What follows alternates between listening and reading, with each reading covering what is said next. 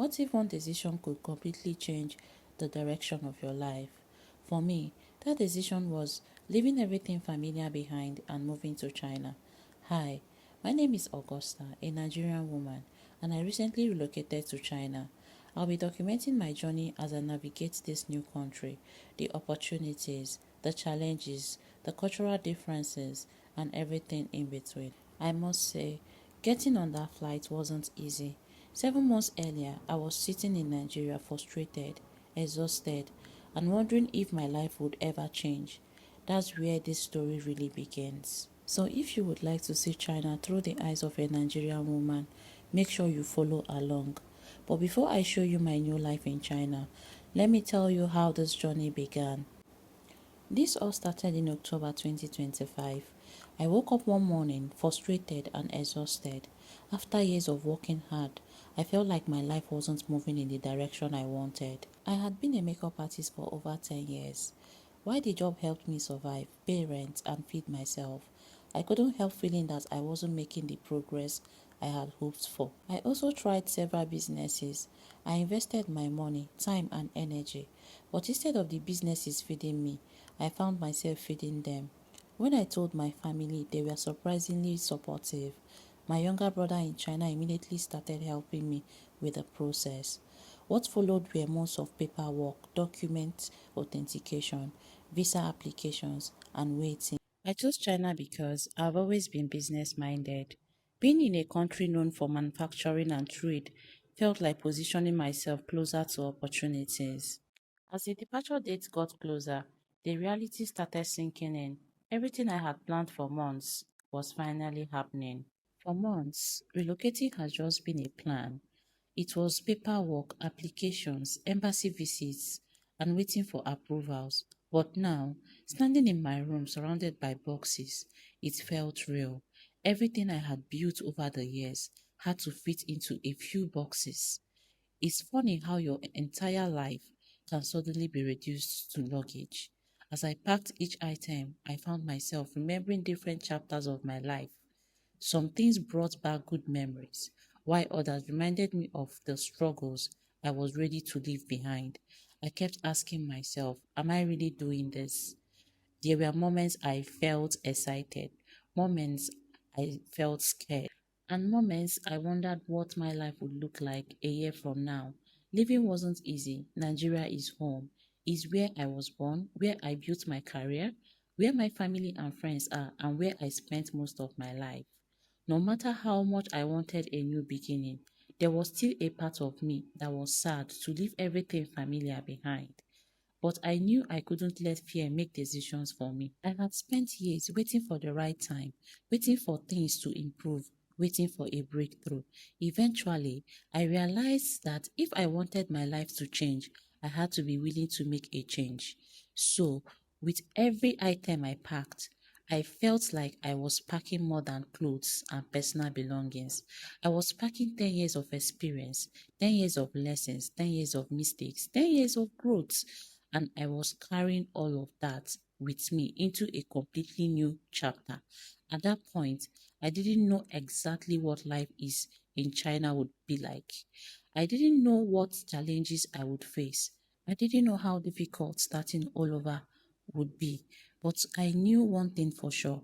I would rather take a chance on a new opportunity than spend the rest of my life wondering what if. Those three boxes weren't just luggage, they were hope, they were courage, and they were my ticket to a fresh start. Now, it's time to say goodbye to Nigeria. Let's go to the airport. One of the hardest parts of relocating wasn't the paperwork, the packing, or even the long flights. It was saying goodbye to the people I love. Oh, my baby sister, she was the one who took me to the airport that day. As excited as I was about this new chapter, having her there made the reality of what was happening sink in even more. My sister has always been one of my biggest supporters. Knowing she believed in me and supported my decision gave me a lot of strength. The drive to the airport felt different. We talked, laughed, and tried to keep things normal. But deep down, we both knew that life was about to change. This moment was so special and emotional for the both of us because we share so much connection and we have prayed for this moment to come. So it's a dream come true. I'm so happy and proud to have this wonderful human as my sister. I will definitely miss her. In fact, I miss her so much. I love you, sis. Thank you for everything.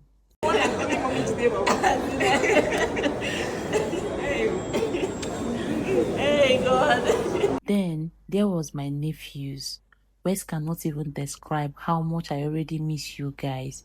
You guys mean the world to me. And Auntie can't wait to spoil you guys even more. Oh, my babies, I love you guys so much. And then there was my mom. No matter how old you get, saying goodbye to your mother never becomes easy. My mom has been there through every stage of my life, the good days, the difficult days, the wins, the disappointments, and everything in between. Leaving her behind was probably one of the most emotional parts of this journey. I know she wanted the best for me and she was happy for this opportunity. But that didn't make the goodbye any easier. Seeing her support me, pray for me, and encourage me to go after a better future meant more than words can describe. As I walked into the airport that day, I wasn't just carrying my luggage. I was carrying the love, prayers, and sacrifices and support of the people who believed in me. And in that moment, I promised myself that I would make this opportunity count. One thing I will never forget about that day was the people who showed up for me. Relocating can sometimes feel like a lonely journey, but in that moment, I was reminded of how blessed I am to have amazing people in my life. These are people who have seen me through different seasons of my life. They have seen the struggles, the disappointment, the moments when things didn't go as planned, and the moments when I felt like giving up. They have celebrated my wins, encouraged me when I was discouraged, and stood by me when life wasn't making sense. Having them there on such an important day meant so much to me. My sister-in-law was also there to see me off. Her presence meant a lot because she has been incredibly supportive throughout this process. To my dearest friend and my babe for life, you know how much I love and appreciate you. Thank you for all that you do for me. I cannot talk about my journey without you in it. You are such an amazing human. Thanks for being a good friend. That airport wasn't just a place of departure, it was a reminder of how fortunate I am to have people who believe in me, pray for me, and support my dreams. As I prepared to board my flight, I carried that love with me, and honestly, it made saying goodbye a little easier. After saying my goodbyes, it was finally time to begin the journey. My first flight was from Enugu to Abuja. At this point, everything still felt a little unreal. I had spent months preparing for this moment, and now it was actually happening. From Abuja, I boarded Turkish Airlines and began the first major leg of my journey to China. I have to say, I really enjoyed that flight. The food was surprisingly good. I especially loved the smoky jollof rice and the beef stew. And don't even get me started on the lemonade. I think I had more than I should have. The flight itself was comfortable, and for a moment I forgot about all the stress that came with relocating. Then I arrived in Istanbul, and that's where the real test began. I had a 20-hour layover, 20 hours, no hotel room, no bed, no proper place to stretch out and rest. We basically had to find somewhere to sit and wait until it was time for our next flight. At first, I was excited and full of energy. The airport was absolutely beautiful. Everywhere I looked felt like something out of a movie. So I spent some time walking around, exploring, and taking lots of pictures. But after a while, reality kicked in. The waiting became exhausting. My body started aching from sitting for so long, and I quickly realized that 20 hours is a very long time when you don't have a bed. Thank you to my twin sister for these cute leg warmers. They are so light and very comfy. They really kept me warm for 20 hours in Istanbul because it was quite cold. To make matters worse, The only meal provided during that period was a burger, chips, and a soda. Let's just say it wasn't exactly the feast I was hoping for. By the time boarding was announced, I was more than ready to leave Istanbul. Unfortunately, my next flight wasn't nearly as enjoyable. The flight from Istanbul to China was a completely different experience. The cabin didn't smell very nice, and to make matters even more interesting, the passenger sitting in front of me seemed determined to test the limits of my patience. Let's just say there was a lot of farting involved. At one point, I honestly didn't know whether to laugh or cry. Breathing became a challenge, but somehow I managed to get a little sleep. I always wore this my leg warmer in the flight for more comfort. The food served on the flight wasn't for me either. I tried, but I just couldn't eat it. For most of the journey, I survived on bread, coffee, and lemonade. I used my eye mask to cover my nose and the one from the airline to cover my eyes. I was so nauseous from the smell coming from the cabin, and then I managed to sleep for some hours. 10 hours later, after what felt like the longest travel day of my life, I finally arrived in Guangzhou, and just like that, all the stress, exhaustion, and discomfort disappeared because standing there waiting for me was my younger brother. I was so happy to see him. He came with flowers, and honestly, that simple gesture meant so much to me after such a long journey. We took pictures together, laughed, and finally started heading home. What made it even sweeter was knowing that before I landed, my brother had already been preparing for my arrival. He had cooked rice and stew and proudly posted it in our family group chat, announcing that he was cooking for his baby girl. As if that wasn't enough, he also shared a photo of the flowers and jokingly told everyone he was ready to receive his girlfriend.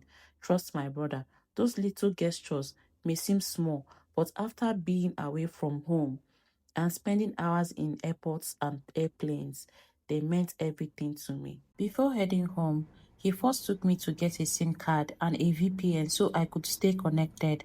And just like that, after months of planning, paperwork, waiting, one very long journey, I had finally arrived in China.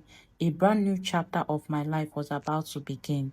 Coming to how much I spent to relocate to China, I spent about 7 million naira for both my residence and business visa, aside other extra expenses for authentication, translation, police character. I did police character twice for 90k and used 300k to authenticate both. I spent 400,000 naira on flights from Enugu to Abuja for biometrics. This is aside Uber fare from my house to Enugu airport and from where I was in Abuja to the immigration, and also from where I was to the airport upon my return to Enugu. I paid 159,500 naira at the immigration. This food was 100 over 100, though I'm not even surprised. I trust my brother.